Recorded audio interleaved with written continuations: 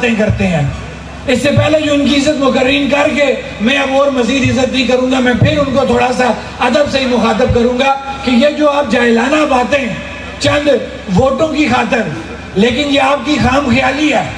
عوام باشعور ہو چکی ہے, عوام یہ سمجھتی ہے جو بات امتیاز اسلم صاحب نے کہی کہ جب بجلی 70 روپے تھی تب بھی وولٹیج آپ کو یہی ملتی تھی, تب بھی لوڈ شیڈنگ اسی طرح ہوتی تھی. آج بجلی سستی ہو گئی ہے تب بھی وولٹیج اسی طرح ہے اور آپ کو جو ہے وہ لوڈ شیڈنگ اسی طرح ملی. لہٰذا یہ کلیئر کٹ بات ہے, آپ لوگ یہ ذہن نشین کر لیں کہ بجلی سستی ہونے سے وولٹیج اور لوڈ شیڈنگ کا کوئی تعلق نہیں ہے. یہ ٹیکنیکلی میں بات کر رہا ہوں. محکمہ برقیات کا پورے برقیات کو میں چیلنج کرتا ہوں کہ بجلی سستی ہونے سے اگر آپ یہ کہتے ہیں کہ وولٹیج کم ہوتی ہے, لوڈ شیڈنگ ہوتی ہے, تو جو جرمانہ آپ کہیں گے ہم دینے کو تیار ہیں. ہاں, اس کے اندر ایک اور چوری ہے.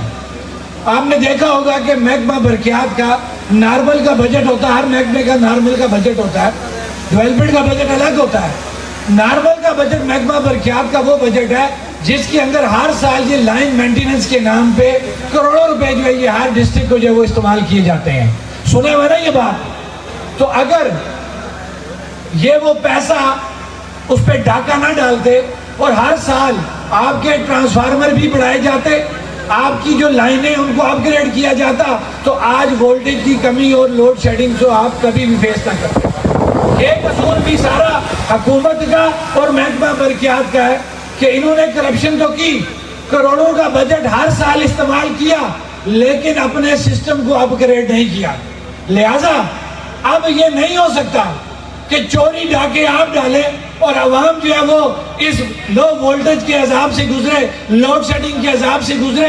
کسی بھی صورت ہم آپ یہ چیز قبول نہیں کریں گے. آپ کو اس سسٹم کو اپ گریڈ کرنا پڑے گا, آپ کو اس وولٹیج کا حل نکالنا پڑے گا. اگر آپ اس وولٹیج کا حل نہیں نکالیں گے تو لوگ آپ کو ان سڑکوں پہ نہیں چلنے دیں گے. یہاں پہ ظاہری بات ہے آپ لوگوں کی محنت سے آئی ایس کو کا جو یہ ایک پورا ایک فیڈر تھا یہ اب آزاد حکومت کے پاس, محکمہ برقیات کے پاس چلا گیا.